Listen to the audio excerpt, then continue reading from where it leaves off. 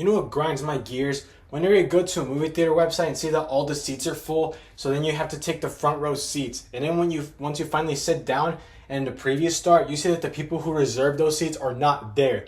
So that means before you could have sat down and watched the previews, you could have taken those seats for yourself since the people weren't gonna actually be there. And now you're just sitting there in the front row seat with your neck and head up trying to watch the screen, only to leave the movie theater with an unpleasant experience and a pain in your neck. You know what else? Whenever people are taking phone calls in a movie theater while the movie is playing, be patient and wait until you call that person only after the film is done. You're ruining almost everyone's experience with you chatting with their loud noise.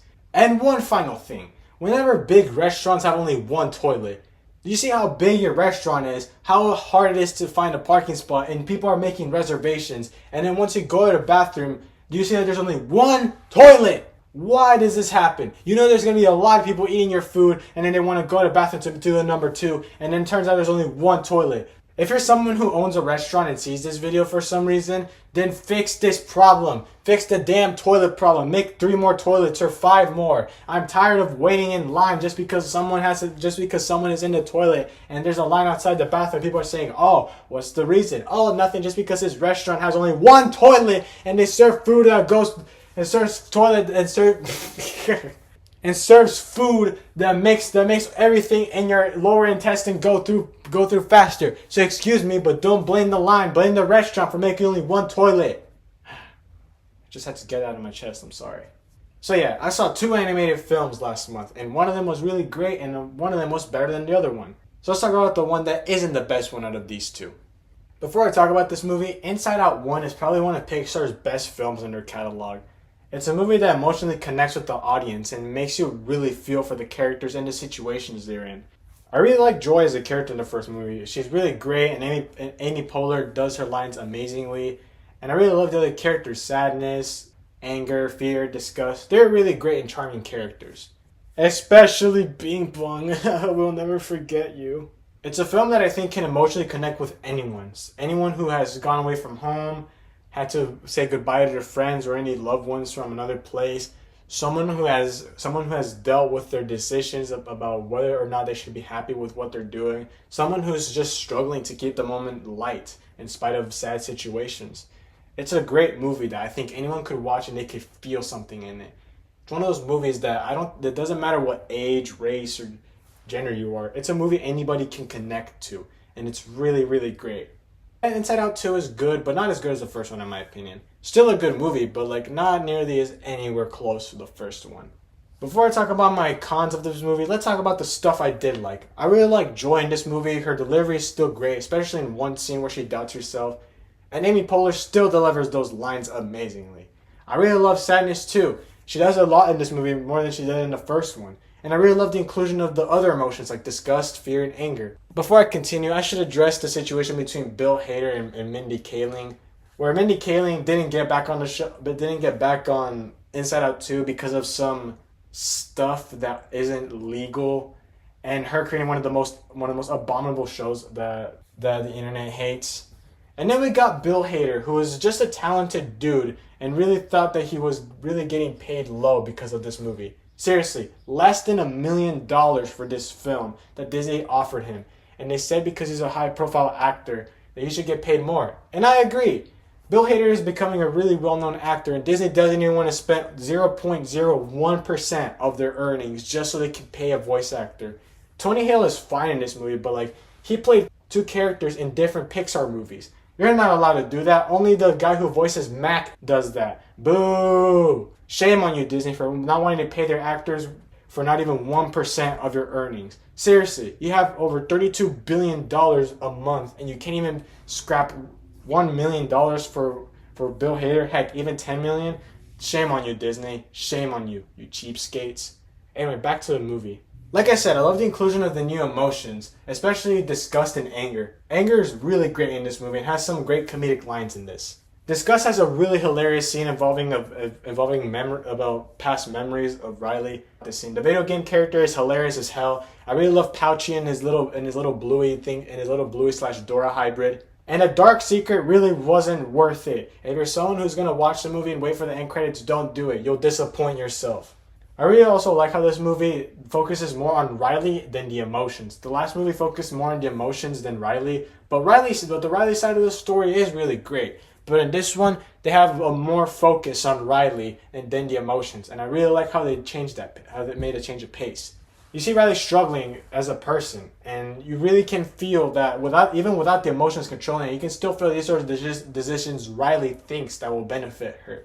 And speaking of benefits, the person that Riley looks up to is, wow, for the first time, not insufferable and an annoying character, someone that the main character should know that they shouldn't be around with, but in the end they learn a lesson. Whenever animated films do the whole, oh my god, look at that person, it's Giga Booga of the Unga Trumpton Champions X games. They're usually a brash and annoying person and usually the antagonist of the film, but this time it isn't. The person Riley looks up to is an actually good person and not a jerk. Wow, I really like how they did that.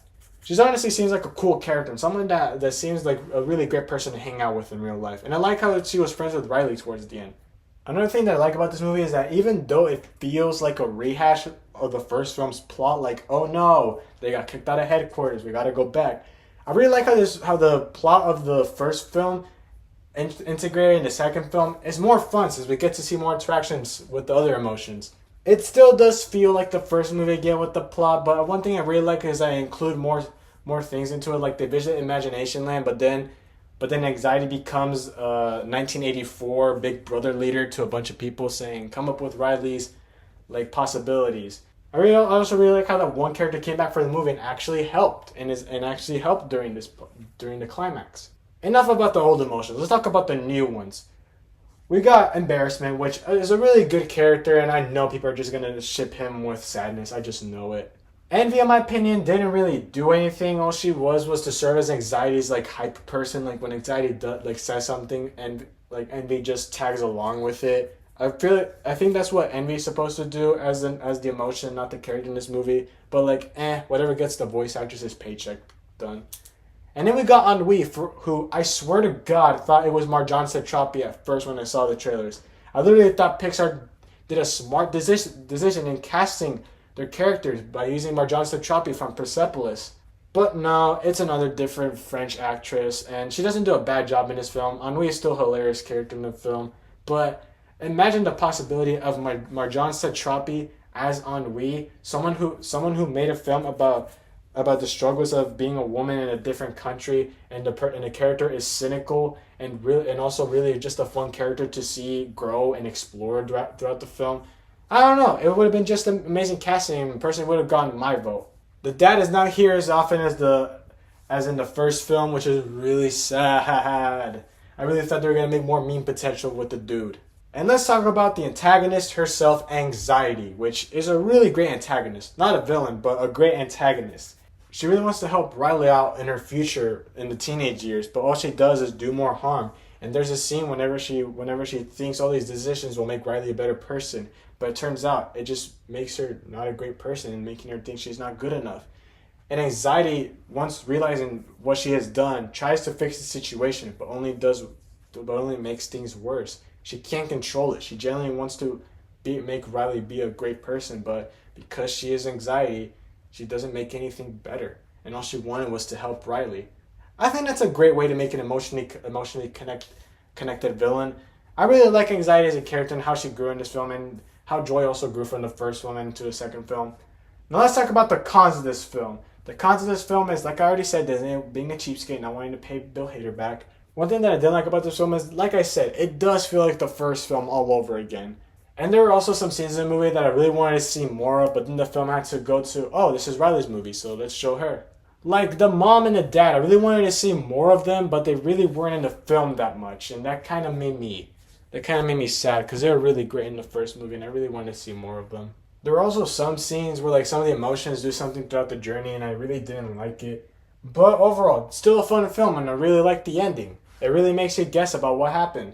Not that I'm saying I don't support a third Inside Out movie, but like it would be really nice if it happened. But like one thing I don't want if they make a third movie is to spoil the ending of the second movie and say, oh look, it turns out Riley did actually do this thing, and they completely like ruined the ending of the second film, and then they try to like begin the third movie. You know what I'm saying? Also, for the people who stay there for the post-credit scene, don't do it. It's not worth it. It's really not worth it. The hint of one character coming back in the movie for the post-credit scene, and then when it comes back, it's not worth it, guys. Just don't watch it. It's a post-credit scene that's not worth it. But anyways, great film, great ending, great antagonist, great journey. Kind of felt like the first movie all over again. 8 out of 10 in my opinion, like 8.1 out of 10. And now to talk about the better film in my opinion. When I was seeing reviews for Inside Out 2, people were saying it's one of the best animated films of all time and how it's one of the year's best films. Which I don't agree with. Because probably those people have not seen the genius and the amazingness that is the movie that I'm about to talk about. Ultraman Rising is an amazing movie, no doubt. It is one of Netflix's best animated movies, and that says a lot. Because they have movies like Klaus and The Willoughbys, which are two movies that I absolutely adore. And then we got Ultraman Rising, which as an action and kaiju fan, really goes up there to the top. Probably my favorite Netflix animated film that they've made.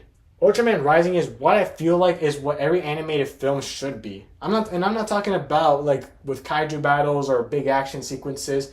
I'm talking, this is how you make a great emotionally connecting, great journey, and great characters. This movie has like everything that a good film should have. It has a good character who develops throughout the first movie, a conflict that is both interesting and amazing to watch and doesn't feel like you're forced to endure it, has great side characters, and has an amazing antagonist. Ken Sato in this movie is really great. You can see his struggles throughout the film, and you can see him develop to be a better person throughout this film. What? A character with character development? That's so amazing! And one thing I also like about this movie is the message, which I'll get to in a bit. I also really love the action. I know Ultraman is supposed to be like a really action and focused show and or movies. I've never seen Ultraman, but thanks to this movie, I'm not interested in it.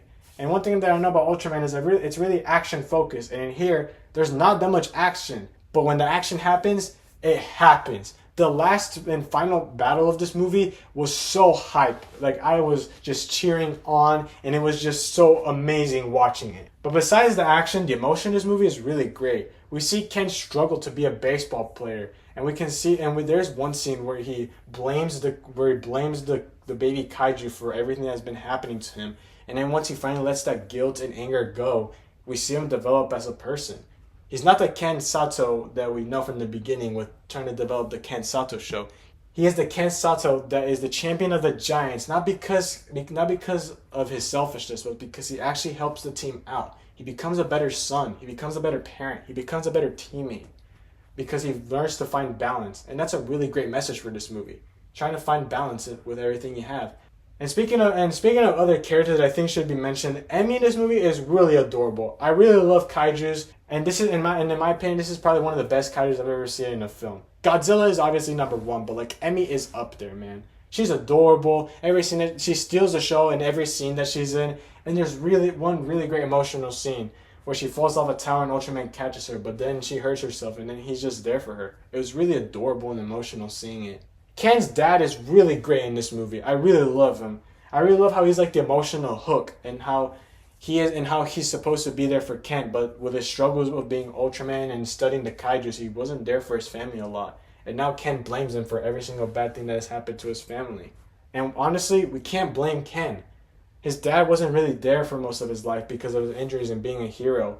But now that Ken has a kaiju, like taking care of a kaiju, and it's something only his dad knows. His dad is now there for him more. And not only is he just learning more about the kaijus, he's also learning more about his son and what's been going on with him. I also really like how this movie made Ken talk to a woman in this movie, and she's not the love interest. Thank God.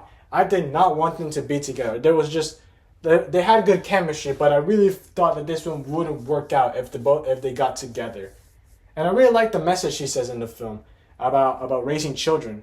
It's not easy, and sometimes you do feel like you want to quit, but at the end of the day, they surprise you. They're there for you, and every single time you see them grow, it's unbelievable.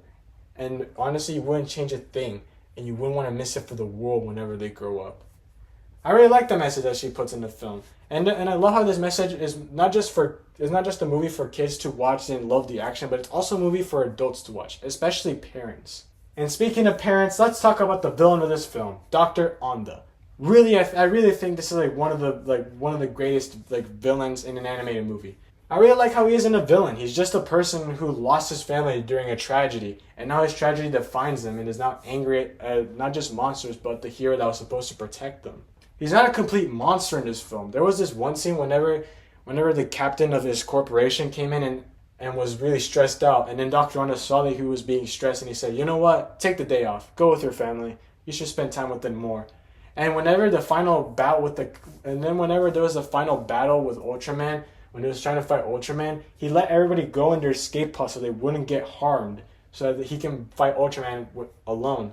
And then at the end of the movie, where he was about to self-destruct his robot, and he sees that video with his daughter saying hello to him. Oh my god, that's so tragic. Dr. One is easily one of the most broken characters. Is one of the most saddest characters that I've seen in a film. Someone who was just so emotionally distraught from a tragic accident. They let that accident define them. They couldn't grow as a person, but I really love how he still isn't a monster, and how sometimes how he doesn't want other people to feel the pain that he had. So he tries to connect with them, and he tries to let them see their families, just so they don't grow hatred for what's been going on, so they can be with them more. I love this villain so much, and I think there should be more of him in future animated movies. Ultraman Rising. Great movie, great characters, amazing character development, great message, adorable kaiju, has an annoying song that's been stuck in my head. Please, I want to be free of this pain. No! Oh no! Either way, I think this is still one of Netflix's best animated movies of all time. 9.7 through 9.9 out of 10. I can't decide whether to put that. I could put a 9.8, but it still won't satisfy me. Please watch this movie. Ultraman Rising is great, and I think it's an animated film for everyone to watch. Thank you for your time, people. I really like these two movies, but I really love Ultraman Rising even more. But just because I like Ultraman Rising better than Inside Out 2 doesn't mean Inside Out 2 is a bad film. I honestly think it's a good movie, and if you want to check it out, go check it out. But please also check out Ultraman Rising. It's a film I really don't want anyone to miss out on. So yeah. These two movies are amazing. I really hope that you watch them. And just have a good day.